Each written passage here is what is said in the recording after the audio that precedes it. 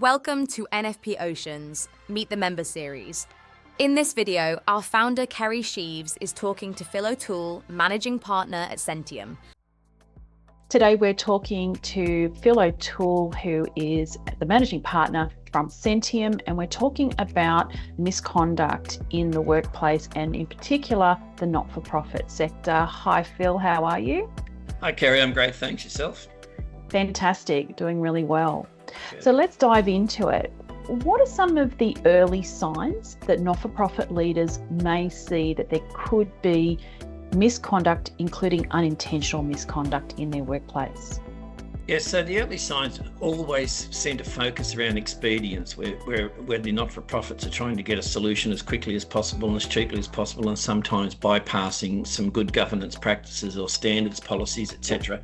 And this can include operational compromises such as skipping training, bypassing policies and procedures for expedience purposes, bypassing safety protocols, which can have dire consequences. There's also informal decision making in the interest of expedience, and that can relate to recruitment in terms of not going through proper background checks, checking qualifications and previous experience and so forth, just because it's a friend or someone has referred a person, which could be a staff member or a volunteer, without going through the appropriate checks.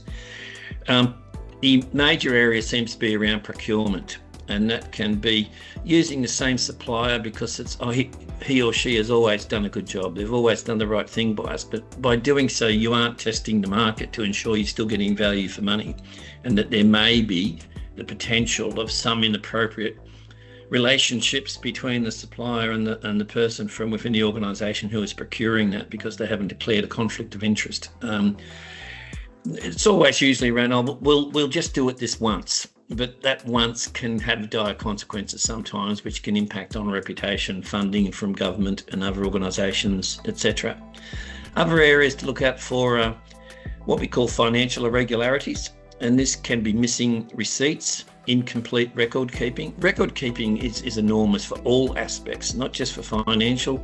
All decisions that are made should have some sort of record of why you made that decision, recording of staff members' timesheets, recording of why you went with this procurement activity rather than another one, etc.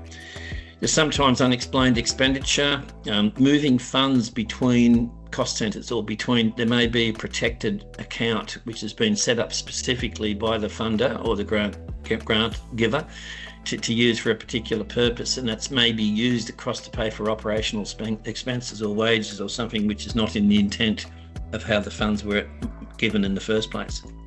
There's also some examples of unethical behaviour, such as accepting gifts, going to events such as, it's very topical, grand finals and things like that, when you're going with a supplier or at the request of a supplier who's going through a tender process at the moment, which puts you in a compromised position.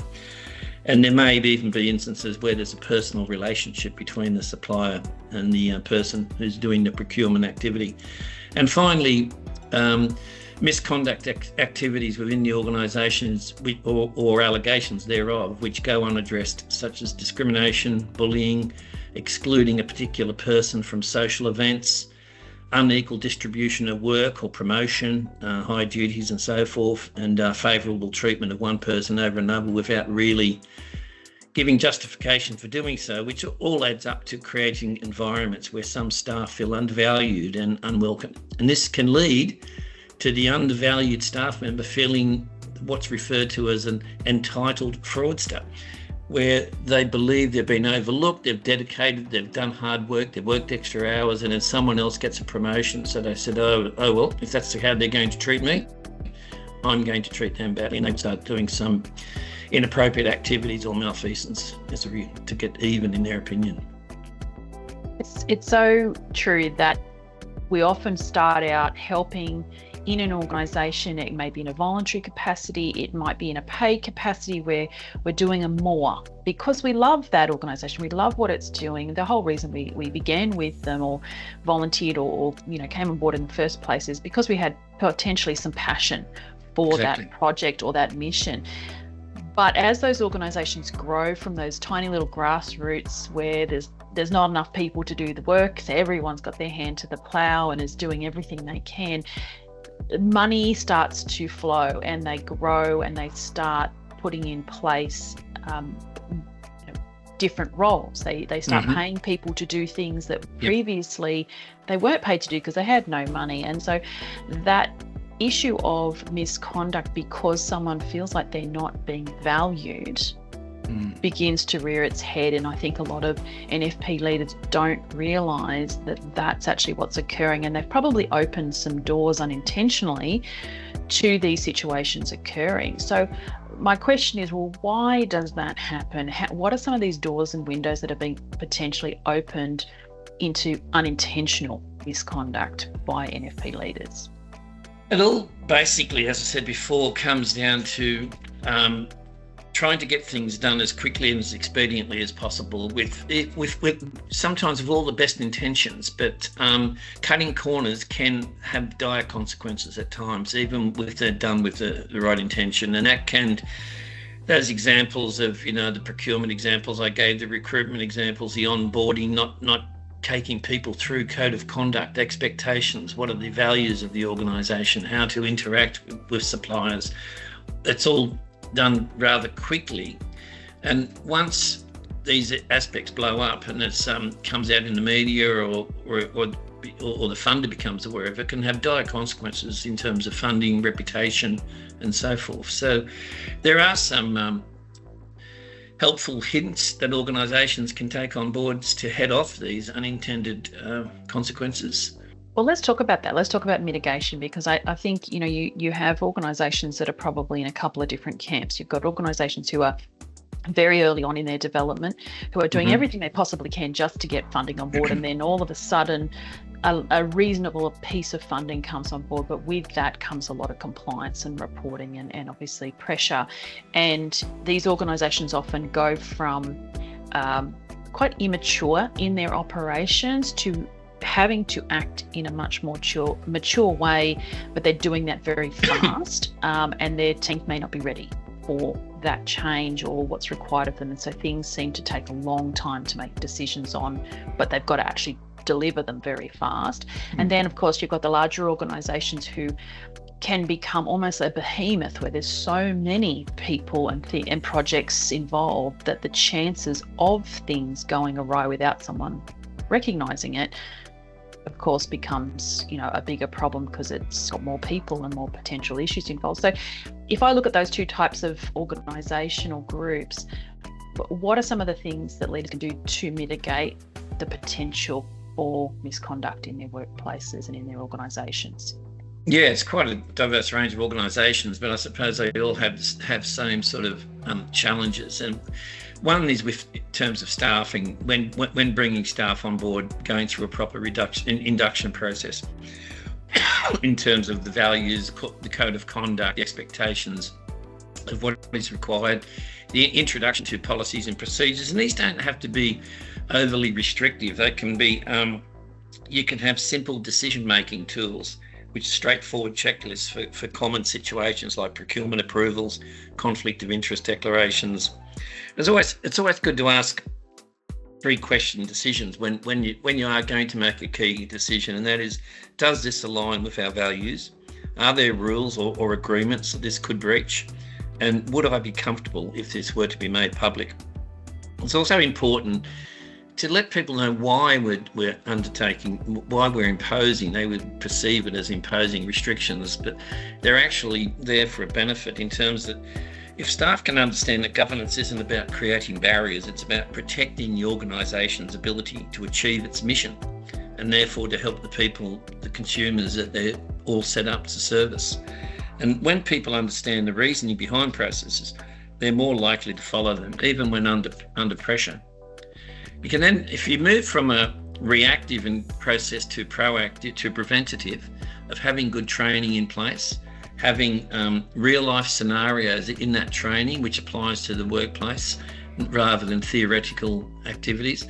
And as I said before, in terms of capturing information, for example, timesheets and recording hours and so forth. So if the organisation starts off without much money and grows and starts moving forward. And then there may be the opportunity to retrospectively reimburse people for those extra hours that they've put in. And if you've got a record of those times, and that can also head off industrial action, like the major retail shops and so forth going through at the moment, where they've been underpaying people, and it's quite bad for reputation, cost, etc.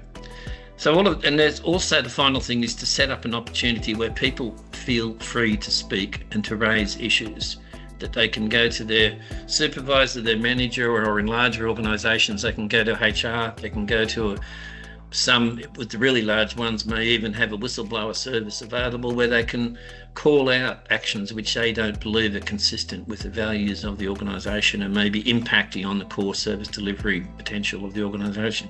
And I think you're right there. One of the key things is that impact on the service delivery, because ultimately, if we look at the board's role, of course, involves governance and risk management, but it is sitting there saying, well, we need to try and achieve our mission. We need to fulfill the obligations of any grants that we have been awarded, and what we say we're going to do, we need to deliver on. And ultimately, when we're talking about not-for-profit organisations, they are for purpose. Their job is to impact, to provide good, and to help change people's lives, or change the environment, or change situations that are perhaps negative into positive situations. So exactly. These kind of issues unravel all of that good work and undermine their capability to have that impact, because they're so busy dealing with these things that come up that could have been planned for.